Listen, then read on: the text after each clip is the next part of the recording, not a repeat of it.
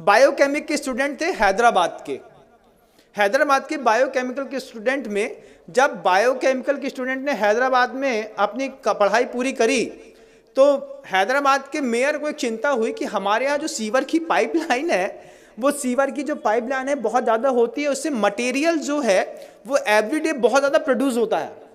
तो मटेरियल को डिसॉल्व करने के लिए उनके पास कोई स्पॉट या कोई चीज़ दिखाई नहीं दे रही थी। आप क्या सोचते हैं कोई क्या कर सकता है?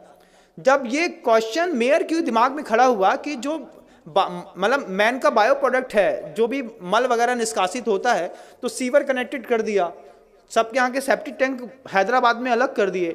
अब कनेक्टिविटी बना करके सीवर की पाइपलाइन से पूरे हैदराबाद का जो मल है वो एक जगह पर स्टोर होता था, तो उसको ख़त्म करने के लिए क्या दिमाग कोई चलाएगा? तो बायोकेमिकल के स्टूडेंट ने उसमें लिक्विड क्लोरीन डाल करके उस पीले को वाइट कर दिया, और पीले को वाइट करने के बाद उसमें से उसकी स्मेल गायब कर दी।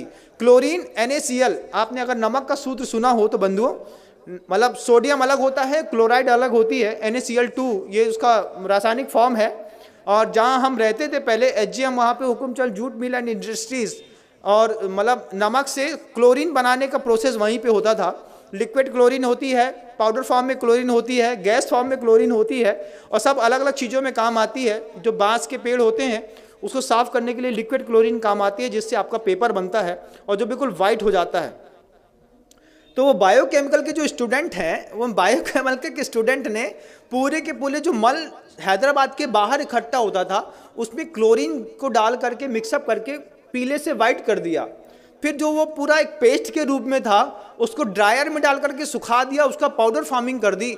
और सबसे बड़ी बात तो ये है कि कानपुर की गुटखा फैक्ट्रियों में बेच करके बड़ी बड़ी कंपनियों के गुटकों में पैक होकर के वो मल लोगों को पाउच में अंदर तक खिला दिया। ये ज्ञान के दुरुपयोग का युग है बंधुओं।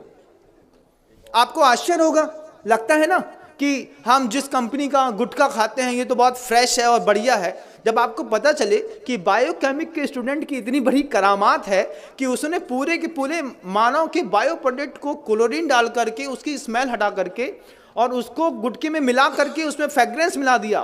फ्रेग्रेंस का कारोबार कितना बड़ा है कभी आप सोच भी नहीं सकते, कुछ नहीं सोच सकते। और आपको तो खुलते ही साथ ही खुशबू आती है, एक तेज स्मेल।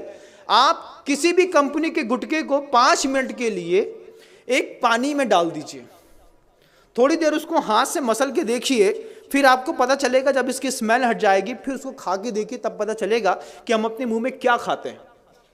उसमें चूना और कांच दोनों मिलाया जाता है कि कांच से बारीक कांच का पाउडर रहता है जिससे आपकी जबान थोड़ी सी कटती है, और चूना उसके ऊपर लगता है तो आपको थोड़ी सरसराहट सी होती है। इसके चक्कर में आप बार बार माउथ फ्रेशनर के रूप में ऐसे पाउच के प्रोडक्ट खाते हैं। बायोकेमिक के स्टूडेंट ने पूरा का पूरा मानव मल उठा करके पाउचों में पैक करके कानपुर की गुटखा फैक्ट्री में जा करके एक बार ऑब्जर्वेशन तो करिए बंधुओं, तब समझ में आएगा ये गुटखा खाने वाले लोग सुबह सुबह मानव का मल खा करके अपनी जिंदगी की शुरुआत करते हैं। ये बायोकेमिक के स्टूडेंट का कमाल है। हड्डियों का ढेर मिलता है, दुनिया भर की चीजें मिलती हैं। स्मॉल स्केल इंडस्ट्रीज, 3 शब्द याद रखिएगा। क्या? स्मॉल स्केल इंडस्ट्रीज, ये 3 शब्द याद रखेंगे तब आपको पता चलेगा कि स्मॉल स्केल इंडस्ट्रीज के चक्कर में कैसे यूरिया से, साबुन से, शैम्पू से दूध बनाते हैं, कैसे सड़ी हुई चीज़ों से अच्छी पिज़्ज़ा बर्गर बनाते हैं और आपको खिलाते हैं। जो हमारे यहाँ का व्यंजन ही नहीं था वो सब हम आप खा रहे हैं, सब कुछ कर रहे हैं। ये स्मॉल स्केल इंडस्ट्रीज़ का कमाल।